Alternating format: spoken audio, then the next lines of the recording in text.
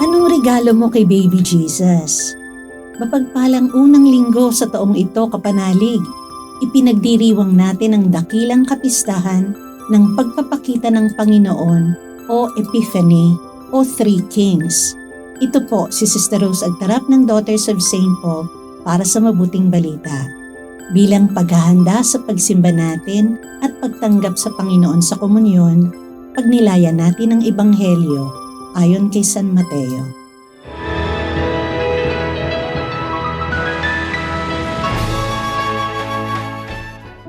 Pagkapanganak kay Jesus sa Bethlehem sa Judea sa panahon ni Haring Herodes, dumating sa Jerusalem ang ilang pantas mula sa silangan. Nagtanong sila, "Nasaan ang bagong silang na hari ng mga Hudyo?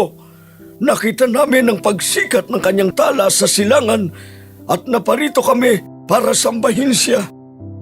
Nang marinig ito ni Herodes, naligag siya at ang buong Jerusalem. Ipinatawag niya kaagad ang buong kaparian at mga dalubhasa sa batas at itinanong sa kanila kung saan ipinanganak ang Mesiyas. At sinabi nila, "Sa Bethlehem ng Huda, sapagkat ito ang isinulat ng propeta." At ikaw, Bethlehem, sa lupain ng Huda, hindi ikaw ang pinakaaba sa mga angka ng Huda, sapagkat sa iyo magmumula ang isang pinuno. Siya ang magiging pastol ng aking bayang Israel. Kaya lihim na tinawag ni Herodes ang mga pantas at hiningi sa kanila ng mga impormasyon tungkol sa sumikat na tala. At sa kanya sila pinapunta sa Bethlehem at sinabi, "Pumunta kayo at alamin ng tungkol sa bata. Pagkakita ninyo sa kanya, bumalik kayo sa akin para makapunta rin ako sa kanya at makasamba." Umalis sila pagkarinig nila sa hari. Nagpauna sa kanila ang tala na nakita nila sa silangan at tumigil ito sa itaas ng lugar na kinaroroonan ng sanggol. Labis na natuwa ang mga pantas nang makita nilang muli ang tala. Pumasok sila sa bahay at nakita nila ang sanggol kasama ni Mariang kanyang ina. Lumuhod sila at sumamba at binuksan ang kanilang mga mamahaling dala at hinandugan siya ng mga regalong ginto, kamanyang at mira. At nag-iba sila ng daan pag-uwi nila sa kanilang lupain dahil binilinan sila sa panaginip na huwag nang bumalik kay Herodes.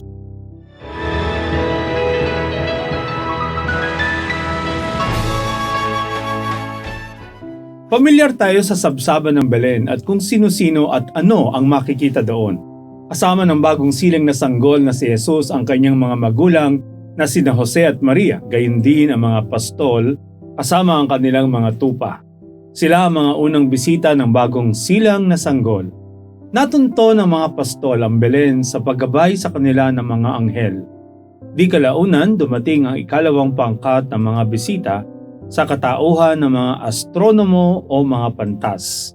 Mula sila sa malayo, sa dakong silangan, kaya't nabuo ang paniniwalang nagmula sila sa kaharian ng Persia. Pinag-aaralan nila ang paggalaw ng mga bagay-bagay sa kalawakan at iniuugnay nila ang pagkilos ng mga ito sa takbo ng buhay ng tao sa lupa. Nang isilang ang sanggol na si Jesus, may sumulpot na liwanag sa kalangitan. Kakaiba ang liwanag na nakita nila sapagkat sadyang maningning at malawak ang sakop. Nabuo sa isipan nila kung gaano kahalaga ang araw na iyon na maaaring naging saksi sa pagsilang ng isang dakilang tao o hari. Mahalaga ang kapistahan ng Epifanya dahil kinukumpleto nito ang kwento ng Pasko. Ang sanggol na Jesus ay nakita hindi lamang ng mga Hudyo na kinatawa ng mga pastol, kundi pati ng mga hindi Hudyo sa katauhan ng mga pantas mula sa silangan. Ang Mesiyas ay para sa lahat ng tao at hindi lamang para sa Israel. Unang nagtanong ang mga pantas kay Herodes tungkol sa sanggol, ngunit pagkatapos nilang matagpuan si Jesus, tinuntun nila ang ibang daan at hindi na bumalik kay Herodes. Panginoon, muli naming nasilayan at pinagnilayan ang bagong silang na sanggol at ang kaugnayan niya sa aming buhay. Turuan mo kaming magpahalaga sa bawat buhay na kaloob mo, lalong-lalo na ang mga sanggol na mahihina at walang kalaban-laban. Ilayo mo kami sa karahasan at panggigipit sa kapwa. Sa tapat naming pagtupad sa aming araw-araw na trabaho, naway masumpungan namin ang Panginoong magliligtas sa amin at magtuturo sa aming tahaki ng tuwid at bagong daan ng buhay. Amen.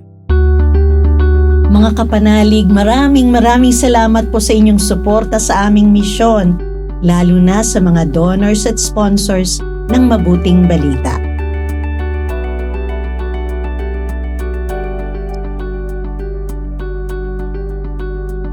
Subscribe, like, share, and follow po lines sa aming social media accounts. At patuloy kaming humihingi ng inyong tulong upang maipagpatuloy ang programang ito. Maaari po ninyong ipadala ang inyong love offerings at donasyon sa aming donations channels. Makakaasa kayo na kasamang lagi ang inyong mga intensyon at kahilingan sa aming panalangin araw-araw. Ito pong muli si Sister Rose na nag-aanyaya sa inyong manalangin. Banal na sanggol, pinawi mo ang kadiliman sa sanlibutan noong dumating ang iyong liwanag sa aming buhay. Pasinagin mo sa amin ang iyong paglingap upang makapamuhay kami bilang mga kapatid mo, ngayon at kailanman. Amen.